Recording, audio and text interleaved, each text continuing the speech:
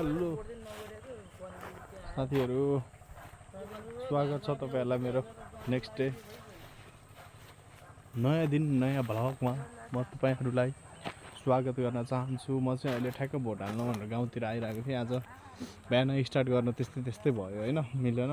बिहान हतारमा उता लठा बद्र छ घरको काम नि, त्यही भएर हतारमा निस्केको थिएँ। अनि म मेरो गाउँ भोट हाल्ने चाहिँ यता गोर्खा जिल्ला बोर्लाङ गाउँ बोर्लाङ हो कि मेरो भीमसेन थापा वार्ड नम्बर 7 हो हैन। त्यो भएर म चाहिँ यता भोट हाल्न आइरहेको थिएँ। अनि भर्खर हैन, म यहाँ ठ्याक्क 5:45 बजे हैन, ठ्याक्क यहाँ आउँदै थिएँ। अनि त्यसपछि गएर अब यतातिरको म जन्मेको घर चाहिँ म देखाउँछु तपाईहरुलाई। मेरो गाउँ पहिलाको भनौँ न गाउँ नै हो।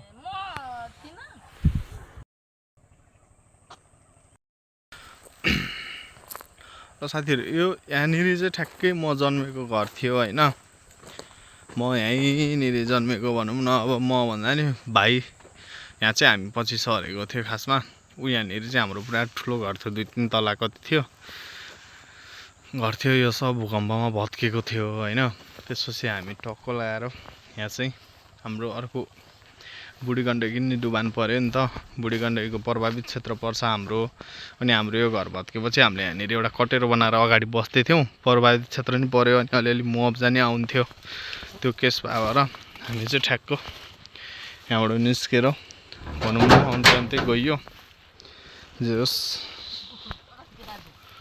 यो मैले भिडियो बनाएको अझै युट्युबमा हाल्नलाई।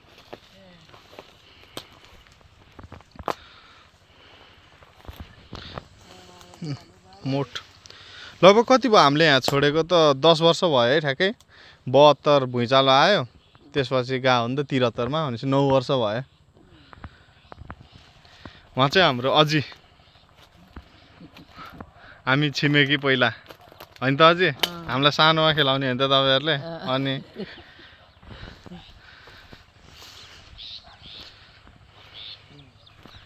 ठ्याक्क यो यहाँनिर घर थियो हाम्रो, अहिले छैन, चिनो मात्रै छ।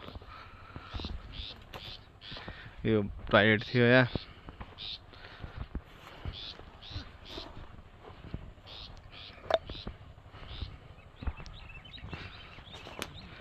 अनि त्यसपछि गएर यहाँ चाहिँ ठुलमम्मीहरुको घर है साथीहरु। हाम्रो ठुलमम्मी चाहिँ कट्टर, अब पार्टी त नभनौ, आज म नभदी के भन्नु हैन।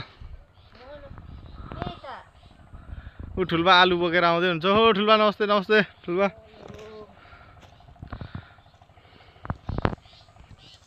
खासमा हामी जन्मेको घर चाहिँ यहाँनिर थियो 3 तलाको। यो नि ढलो भूकम्पमा सर्लक्कै।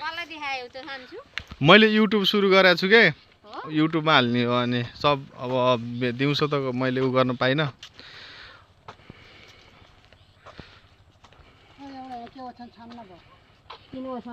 सबै पठाइदिनु, उही छानिहाल्छन् नि। सबै पठाइदिनु, उही छानिहाल्छन् नि। ए कुहिया यहाँ खाने हो।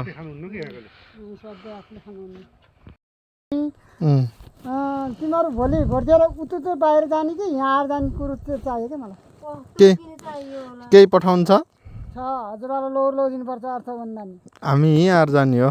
त्यही भने त लौरो बुढाएको पयौँ कि पयौँ भन्नु भयो है। यो पल्लोतिर यसो भनेको थिएँ, औषधि पठाउनु होइन मैले भनिहालेँ नि त पहिले। हतार भएर उबाट जाने भयो त त्यही अनुसार। ल साथीहरु, यहाँ चाहिँ हामी खेलेर हुर्केको ठाउँ है। यो चाहिँ सर्लक्क हामी बच्चामा पुरै हुर्केर म एसएलसी पनि यहीँ बसेर उता माधेपटार भन्ने ठाउँमा जागेश्वर माविबाट दिएको हो हैन। ठ्याक्क अब आफ्नो जन्मेको गाउँ, आफ्नो गाउँ आउँदा रमाइलो लागिरहेछ मलाई नि। एकदम उनै छ के गाउँ चाहिँ हैन, माया लाग्छ। जे होस्, उयो चाहिँ चौतारो, यो हामी जन्मिनु भन्दा नि धेरै अगाडि कति वर्ष पुरानो चौतारो हो। बर पिपल छ यहाँ चाहिँ, धेरै वर्ष, लगभग 200 वर्ष जस्तो होला यो है। अनि त्यसपछि यो हाम्रो बारी भइहाल्यो। पहिला घरबारी जस्तै थियो यो।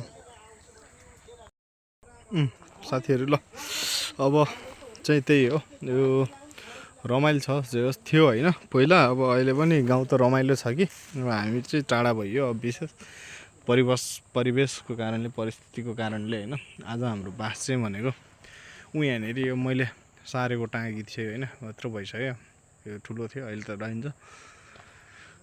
विशेष परिस्थितिको कारणले अब सबै कोही कता भइन्छ होइन त्यस्तै हो। त्यसपछि आज हाम्रो बास भनेको यहीँ हुन्छ है। यो चाहिँ हाम्रो ठुलोमेर घर हो उहाँहरू चाहिँ यहीँ हुनुहुन्छ तर अहिलेसम्म यतै गाउँमै उ गरेर बसिरहनु भएको छ तर काठमाडौँतिर हुनुहुन्छ दाइहरू भाइहरू चाहिँ। अब उहाँहरू पनि बिस्तारै छोड्नुहुन्छ होला मेरो विचारमा धेरै छैन यहाँ अब 8-10 घर बाँकी होला। हामी पहिला 30 घर जति थियौँ अनि ऊ पनि ठुलोमेरको हो भनेपछि हाम्रो चाहिँ यहाँनिर थियो ठिक छ। यहाँ सबै हामी खेलिन्थ्यो पहिला यो रमाइलो थियो पहिला। यहाँ हेरेपछि धेरै कुराहरू याद आउँछ होइन।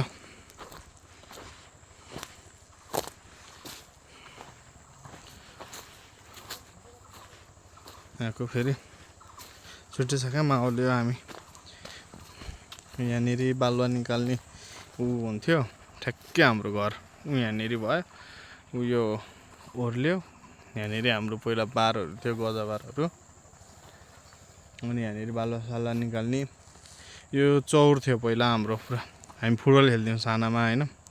हामी यहीँ खेलेर यहीँ हुर्क्या हो पुरै फुटबल खेलिन्थ्यो पुरा चौर थियो यो पुरैसम्म। यस्तो रमाइलो छ। यहाँभन्दा तल चाहिँ बुढी गण्डकी छ ऊ त्यो पारी चाहिँ अर्कै गाउँ फेरि अर्कै जिल्ला धादिङ पर्छ त्यो चाहिँ होइन। हाम्रो चाहिँ यो ठ्याक्कै गोर्खा हो। हाम्रो चाहिँ गोर्खा पर्यो त्यो पारी चाहिँ धादिङ पर्छ पारीको डाँडा चाहिँ।